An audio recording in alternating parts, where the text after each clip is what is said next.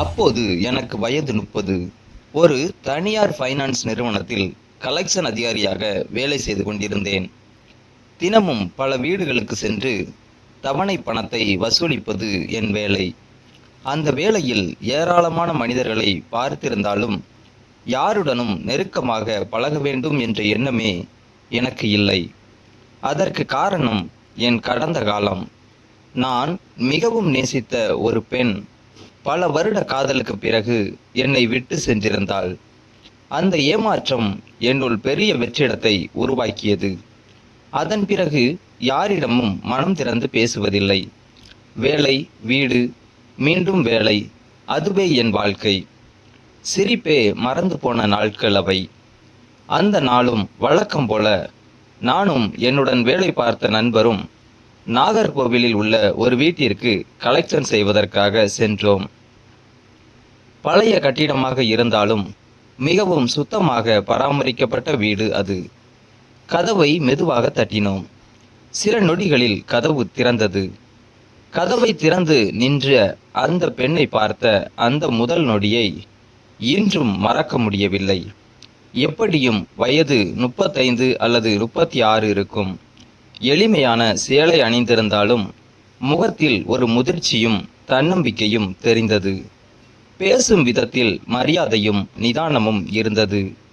நாங்கள் வந்த விபரத்தை சொல்லியதும் அவர் எங்களை உள்ளே அழைத்தார். தேவையான ஆவணங்களை எடுத்துக்கொண்டு வந்து தவணை பணத்தை செலுத்தினார். அப்போது அலுவல் காரணமாக எங்களது கைபேசி எண்களை பரிமாறிக்கொண்டோம். அவர் என் எண்ணை சேமித்தார். நானும் அவரது எண்ணை பதிவு செய்தேன். அன்றைய சந்திப்பு அதோடு முடிந்தது. வீட்டை விட்டு வெளியே வந்த பிறகும் அவர் குறித்து நான் பெரிதாக யோசிக்கவில்லை. தினமும் பல வீடுகளுக்கு செல்லும் எனக்கு அது இன்னொரு சாதாரண வாடிக்கையாளர் மட்டுமே. ஆனால் வாழ்க்கை வேறு திட்டம் வைத்திருந்தது. 2 நாட்கள் கழித்து மதிய நேரத்தில் என் கைபேசி ஒலித்தது. தெரியாத எண் இல்லை. அந்த வீட்டு பெண்ணின் பெயர்தான் திரையில் தெரிந்தது. அழைப்பை எடுத்தேன். சார், கொஞ்சம் பேசணும். இப்போ பேச முடியுமா என்றார். அவருடைய குரலில் பதற்றம் இருந்தது. சொல்லுங்க மேடம். சில வினாடிகள் அமைதியாக இருந்தார்.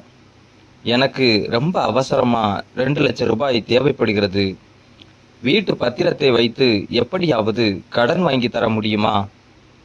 அந்த கேள்வி என்னை ஆச்சரியப்படுத்தியது. நான் முயற்சி பண்ணி பார்க்கிறேன், உறுதியா சொல்ல முடியாது என்றேன்.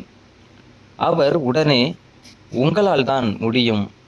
நீங்க உதவி பண்ணிட்டீங்கன்னா நான் அந்த உதவியை வாழ்நாள் எல்லாம் மறக்க மாட்டேன் என்றார்.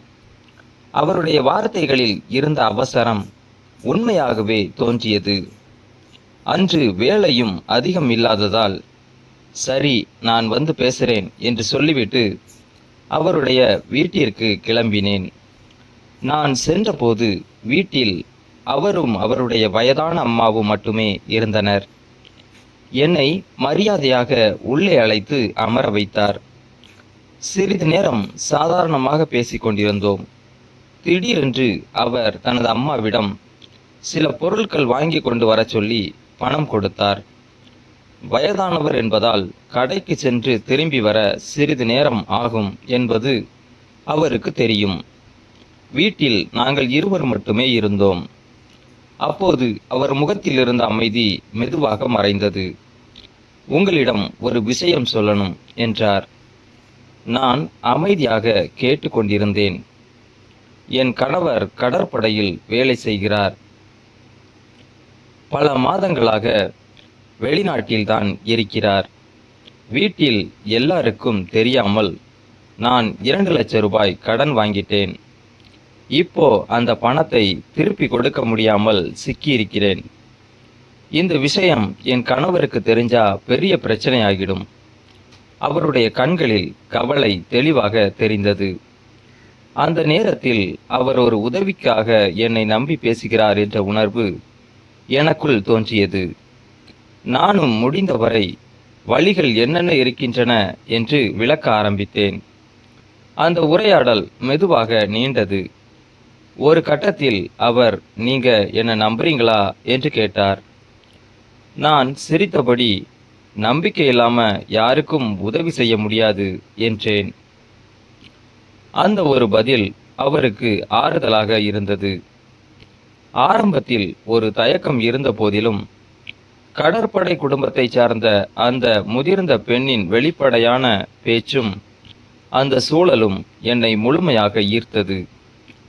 எது செய்ய வேண்டுமோ செய்து கொள் என்று அவர் என்னை சொன்ன அந்த வார்த்தை எங்களை ஒரு புதிய உலகத்திற்கு அழைத்து சென்றது.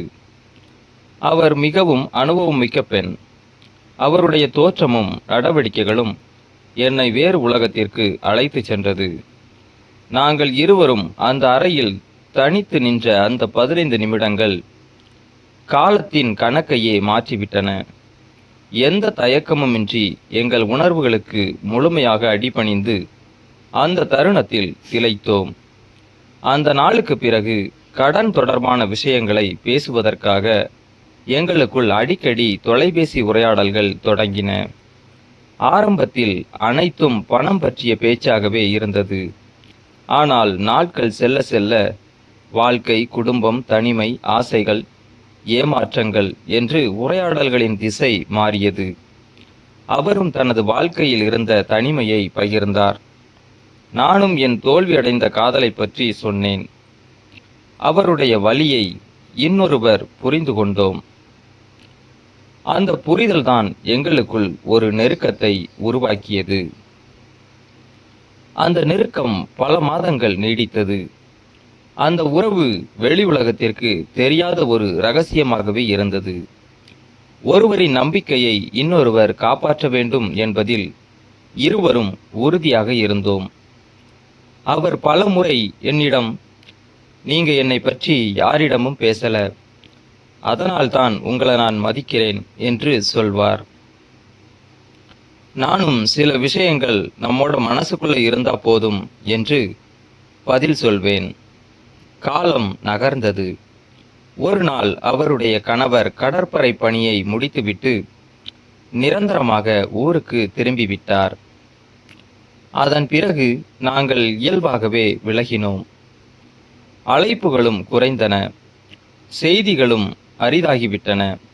ஆனால் எப்போதாவது நாகர்கோவிலின் ஏதாவது ஒரு தெருவில் தற்செயலாக எதிரே சந்தித்தால் வார்த்தைகள் எதுவும் இல்லாமல் ஒரு சிறிய புன்னகையோ அல்லது கண்களால் நலம் விசாரிப்பதோ மட்டுமே நடக்கும். சில சமயங்களில் வாட்ஸ்அப்பில் ஒரு வரி மட்டும் அனுப்புவார். உன்னை போல ஒரு நல்ல மனிதரை நான் சந்தித்ததே இல்லை. அந்த செய்தியை பார்க்கும் ஒவ்வொரு முறையும் வாழ்க்கையில் சில உறவுகளுக்கு பெயர் வைக்க முடியாது என்பதே எனக்கு தோன்றும். இன்று அந்த சம்பவம் பல ஆண்டுகளை கடந்து விட்டது. எங்கள் வாழ்க்கைகள் வெவ்வேறு பாதைகளில் சென்று விட்டன.